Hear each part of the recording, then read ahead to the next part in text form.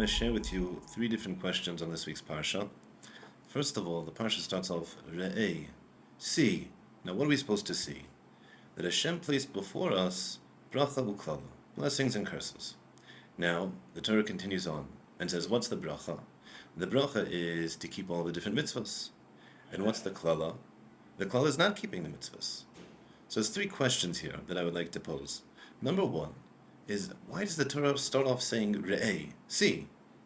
See what? And if the Torah didn't say see, the Torah just said, and I placed before you today the bracha and the klala, would we be lacking anything? We're missing out? So number one, what's the Torah adding? What message is the Torah trying to convey by saying re'ei? Number two is that the Torah then goes ahead and says, what's the bracha? To keep all of the mitzvahs. And what's the klala?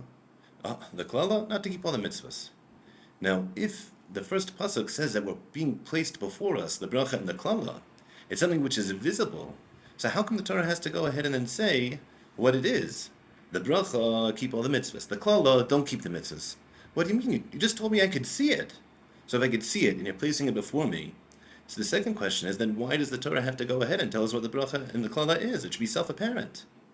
Thirdly, that if we're being told here that there's a bracha, there's a klala, so then if you're going to ask me what's the bracha of keeping mitzvahs, I'll get olam haba, I'll get rewards, schar, it'll be wonderful. That's not what the Torah says. The Torah says again, the bracha is the mitzvah itself.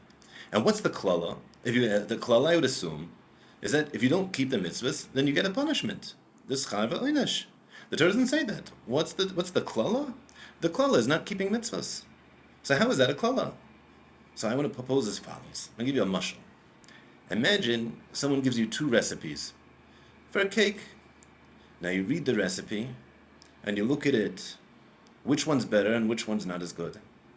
You have no idea. You can't taste it. You don't know. There's facts here in front of you. But how do you know if it's a good cake or a bad cake? You have two cakes put in front of you. You take your fork and you try it. This is geschmack. That's awesome. I love that. That's delicious. And this one, I could do without it.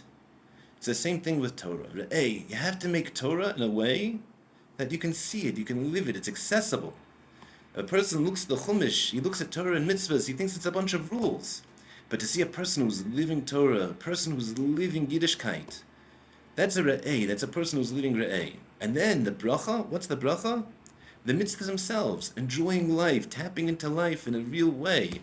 Tamu ru kitov Hashem, David HaMelech says, a person who tastes, who sees life, that's a person who's living good. So Mitzvah Hashem, we should be able to live our Yiddishkeit in a way which is a re'ei, something which is tangible, something which is experiential, and not just something which is we do by rote. Good Shabbos.